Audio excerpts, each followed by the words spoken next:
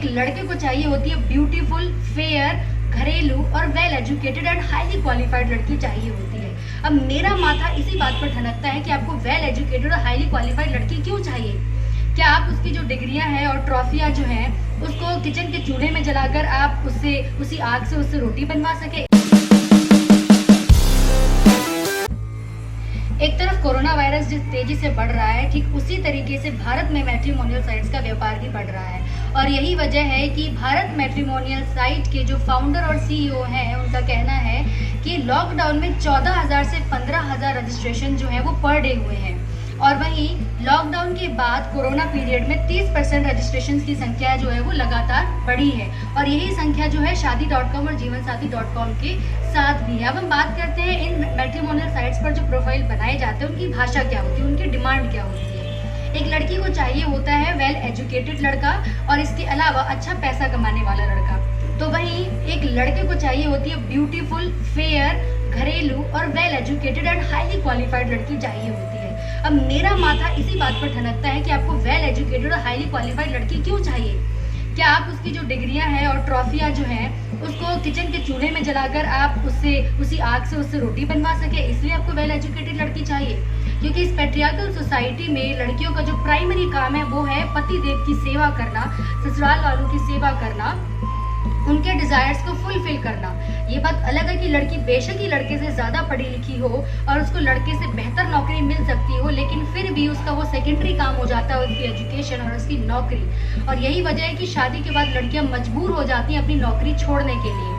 उनके घर के काम की वैल्यू ऑफिस में नहीं होती और ऑफिस के काम की वैल्यू घर में नहीं होती है और फिर उनको दोहरी जिम्मेदारी निभानी पड़ती है। तो इससे तो बेहतर है कि वो नौकरी छोड़ना ही पसंद करती है। यही वजह है कि साल 2004 और 5 के बीच में और 2011 और 12 के बीच में 20 मिलियन लड़कियों ने नौकरियां छोड़ दी। और हमारा जो विमेन वर्क फोर्स 42.7% था वो 2017-18 में आकर के 23.3% पर आ गया। यानी हमारा जो वर्क फोर्स है वो ऊपर से नीचे की तरफ आया और बहुत ज्यादा नीचे की तरफ गिरने लग गया। अब ऐसा नहीं कि सारे लड़के बहुत खराब होते हैं, कुछ लड़के अच्छे होते हैं, प्रोग्रेसिव सोच के भी होते हैं। वो अपनी प्रोफाइल पर लिखते हैं कि उनको कास्ट से कोई मतलब नहीं है, वो दहेज लेने में विश्वास नहीं रखते हैं। ये बात अलग है कि वो उसमें लिखते हैं कि कास्ट वाले मामले में SC ST एक्सक्लूड होना चाहिए। और जब दहेज की बात आती है तो कहते हैं कि हमें तो कुछ नहीं चाहिए, आप अपनी बेटी को जो देना चाहते हैं वो आप दे सकते हैं। और ये वही लोग होते हैं जो बेटी को सजेशन देते हैं कि आप चाहे तो 4 व्हीलर भी ले सकते हैं। अब 4 व्हीलर का सजेशन देने वाले वही लड़के होते हैं जिनकी अपनी औकात नहीं होती गाड़ी में तेल भरवाने तक की। वो कहते हैं कि आप 4 व्हीलर ले सकते हैं। अब 20 से 15 लाख रुपए देकर के एक लड़की की शादी हो जाती है और शादी के बाद उसको तमगा मिलता है queen of the house, house wife, home maker, और पत्नी से दासी कब बन जाती है वो उसको भी नहीं समझ आता है। हमारी इस पैट्रियार्कल सोसाइटी में लड़कियों को आर्थिक रूप से स्वतंत्र होने दिया ही नहीं जाता, उनको हमेशा डिपेंडेंट बनाया जाता है। आपको हाईली क्वालिफाइड लड़की तो चाहिए लेकिन आपको वो डिपेंडेंट भी चाहिए, आपको इंडिपेंडेंट लड़की नहीं चाहिए। अगर वो आर्थिक रूप से स्वतंत्र हो जाएगी, अपने फैसले खुद लेने लग जाएगी तो पितृसत्ता ये कभी चाहती ही नहीं है। मेरी गुजारिश बस इतनी ही है कि आपको अगर हाईली क्वालिफाइड लड़की चाहिए और वेल एजुकेटेड लड़की चाहिए तो आप उसकी एजुकेशन को यूटिलाइज करिए, बजाय इसके कि आप उसको केयर टेकर बना कर रखिए।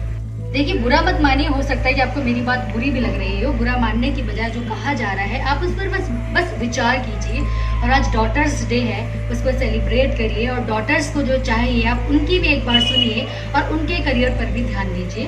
धन्यवाद। आपको ये वीडियो पसंद आया हो तो आप प्लीज़ इसको लाइक करें, सब्सक्राइब करें और अपने दोस्तों के साथ भी इसको साझा करें।